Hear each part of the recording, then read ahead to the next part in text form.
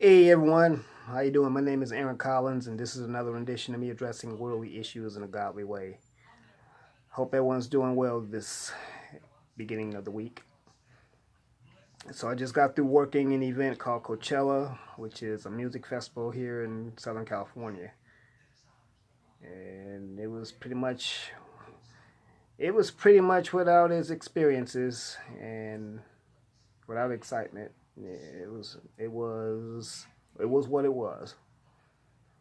Anyway, one of the things, it's been so many events going on, particularly in the world of Black America, and a lot of stuff that's happening, a lot of stuff, a lot of topics I wanted to kind of talk to cover myself.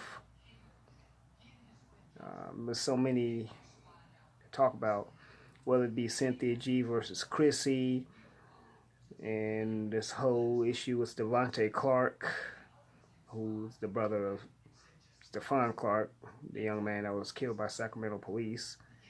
I mean, it's just so much going on. One particular event, incident rather, actually two separate incidents that I want to talk about that really resonate with me. And these two incidents they take place in a similar environment. Um, yeah, let me just get into commentary and let everyone know what I'm talking about. About a week or so ago, we had a tragedy in Tennessee at a Waffle House. A lone gunman walks in and blows away four innocent people. Now, the man in particular, well, we already know it's a white male, but he walked in shirtless. Some accounts say he was naked. Either way, he walked in and took out four lives. Eh, he was able to get the gun. Was actually he used was an AR-15. For those of you who don't know what AR-15 is, AR-15 is a scaled down civilian version of an M16, which is a fully automatic assault rifle used in the military. AR-15 is a semi-automatic assault rifle. It's also for civilian use. Now, here's how the story goes about this particular guy. His name is Travis Ryking. He was about in his 20s. They say he was 29 years old. And what happened is he was watching this particular Waffle House, and he had no apparent motive, no apparent reason. He just walked in and just gunned people down. The first two victims he gunned down outside of the place, outside of the establishment, and then he walked in and started shooting at the other two. The rifle was actually able to be wrestled from him by a guy named James Shaw Jr.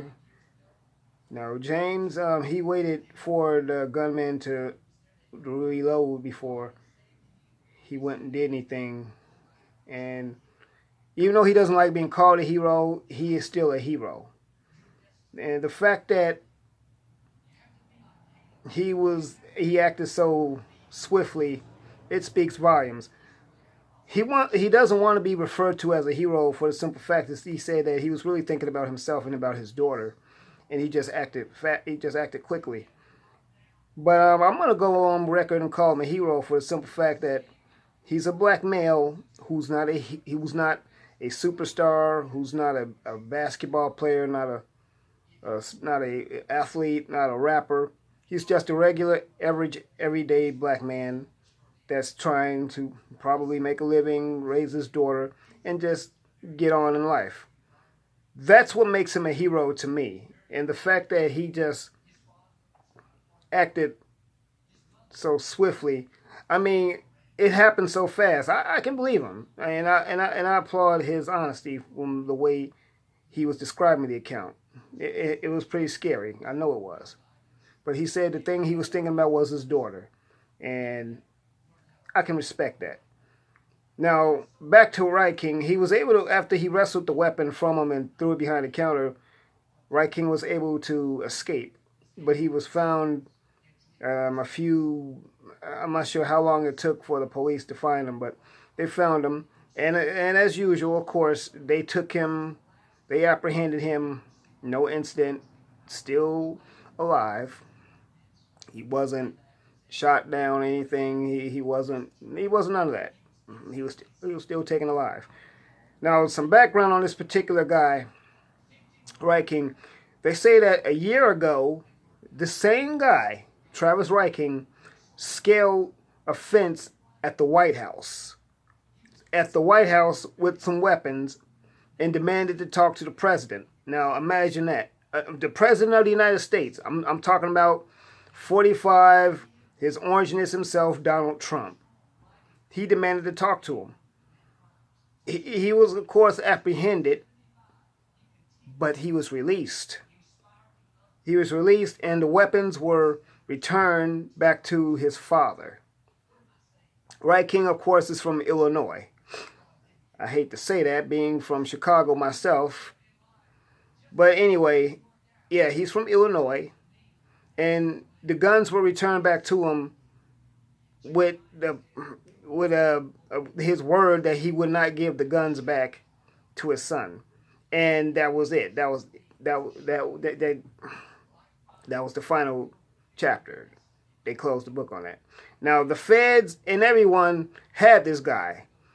This guy should have been on the no-fly zone, a top 10 list or something. This dude should have been labeled a terrorist for the simple fact of what he did to the president himself. I'm going to say this again. He scaled a wall or a fence at the White House and demanded to talk to the president. He claimed that because he's a citizen, he has the right to talk to the president of the United States. And all they did was apprehend him, and they released him. He didn't serve not one lick of time or anything. They let him walk around free. Okay. Now, his father, on the other hand, gave the weapons back to him. And, well, he managed to somehow get to Tennessee. So that means he took weapons across state lines, which is supposed to be a federal offense. That's how he ended up at the Waffle House in Tennessee.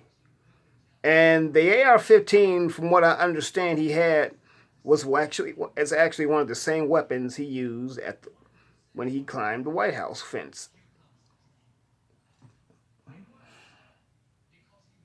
Wow. Now, we all know the story and the narrative.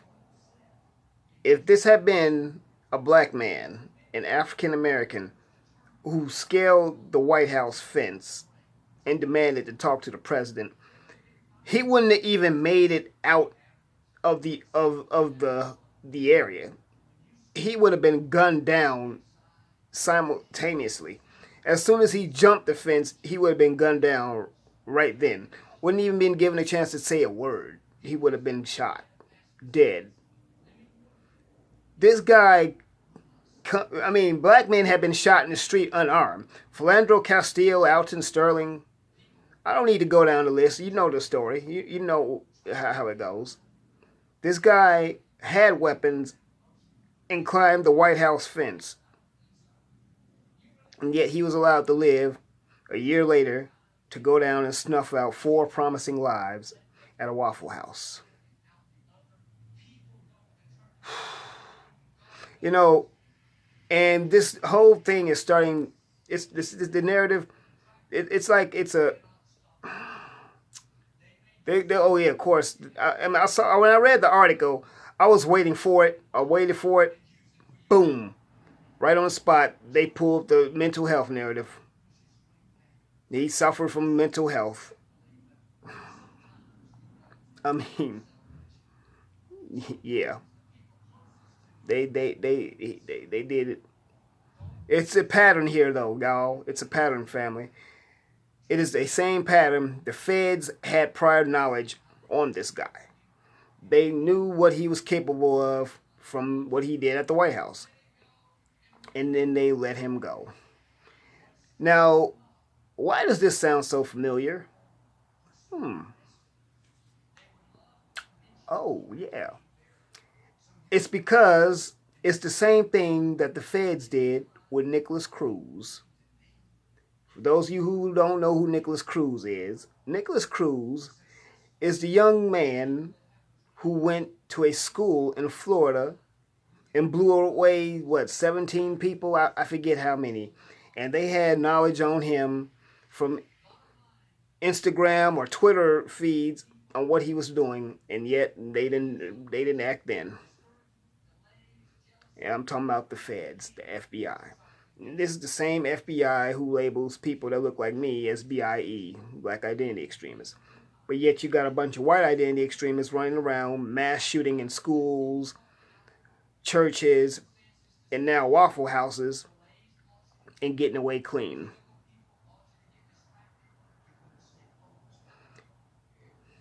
Okay. Now move over a few states. In Alabama, at a Waffle House, a 25-year-old black woman, I think her last name is Clemson, was having a disagreement of some sort with somebody there. I think it was over a utensil, they said. Well, Alabama police were there. I forget what city it was in, so it was some police department in the state of, in the state of Alabama, which is known to be a racist state anyway. But more on that later. They took this woman and really wrestled her to the ground, manhandled her, exposing her private parts. You hear someone in the background saying, pull her clothes up. You're exposing her. They're treating this woman as if she was America's most wanted. One officer, and I can hear this particular officer, one officer was escalating, yes, the officers are white, was escalating the situation. One officer, I understand, was actually grabbing her breast, trying to turn her over. They had her breast, of course, blurred out. But one officer was grabbing her, and they just aggressively handling her like she was some criminal. Now, I would be very ashamed if this woman does not press the fullest charges, the highest charges she could press. I'm talking about, you, baby sister, you need to resurrect Johnny Cochran. You need to do something, but you definitely need to get some legal counsel, and you need to sue the living pants off of that entire department. And I heard one officer in the video that I saw. This is a video I saw on Information Man's channel. So shout out to Information Man for showing the video.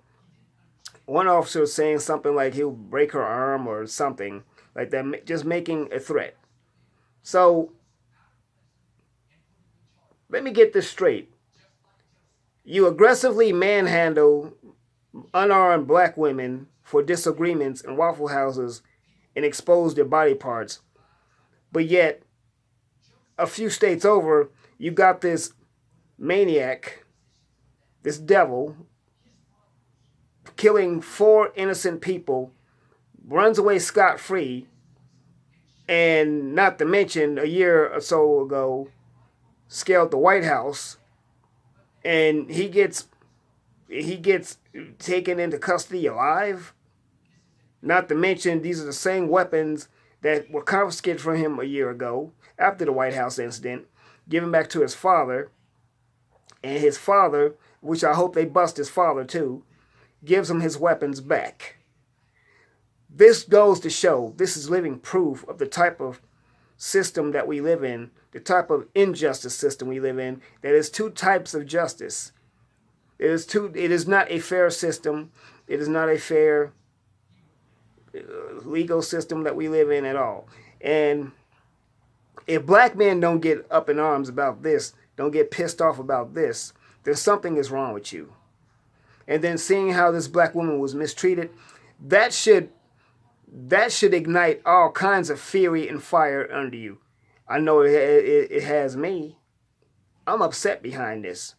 I am pissed off. I am so upset over that situation that you could literally fry an egg on my head and it would fry. What is it going to take for us as black people to wake up and realize that we must come together? We have to get up in arms over something worth getting up in arms about. Okay, it's time out for all the bull crap of going to the club and getting upset because someone stepped on your shoes or because somebody stared at you. That's all irrelevant bullshit right there. You got real situations that's brewing. Oh yeah, and by the way, the 4 people that Wright King shot, 3 of them were black, 1 was Hispanic. Now, I'm not saying that's significant with anything, because a loss of life is a loss of life. I mean, those students in Florida who lost their lives from Nicholas Cruz, they had promising lives too. But the point I'm making is this: is that this is another white mass shooter that is not labeled a terrorist. They put the mental health narrative on him. They talk about his past and what happened to him. I mean, it's the same thing they did with Nicholas Cruz, the same thing they did with Stephen Paddock, the same thing they did with, hell, I don't know. I mean, hell, they took Dylan Roof out for a hamburger after he just mowed down 9 people at a church. So this is the tank, but the point I'm making, that this is the system, the same law enforcement system that does not regard our lives as on equal ground as theirs. They have always, and I've said this so many times, that we are the most hated group of people on the planet, especially black men. We are the boogeyman of society. We are we are big game to them. So, I said all that to say this. This is an example of two types of justice. And ironically, both of these incidents took place in Waffle Houses. One was in Florida, one was in Tennessee. So, you do the math. So anyway, well, like, comment, subscribe, share this video. Let me know what you think. It's time out to we gotta do better, family. We gotta do better. We've got to do so much better. And going in on my faith, this is what happens when you deal in a world with people who simply put, and someone's gonna probably say something about this, but I don't care. This is what happens when you deal with a world with people who just don't know Jesus. People who just won't put God first. This is the type of nation that we live in. Everyone's put all kinds of idols. People do all kinds of, they put all kinds of other things first. They put money, clothes, women, men, whatever. And I'm just tired of it. I'm tired. I can't. So I just wanted to put that out there. Anyway, like, comment, subscribe, share this video. Let me know what you think. Hit the bell icon to be on the notification crew when I drop another video. And also to support me and Aaron Aid, go to paypal.me/TheRealAaronCollins. I'm gonna put the link in the description, in the comment section. And family, I just want us to be alert, be aware of what's going on, and to act accordingly, because they're not playing out here. Not playing out here at all. Anyway, God loves you. I love you. Let's do life.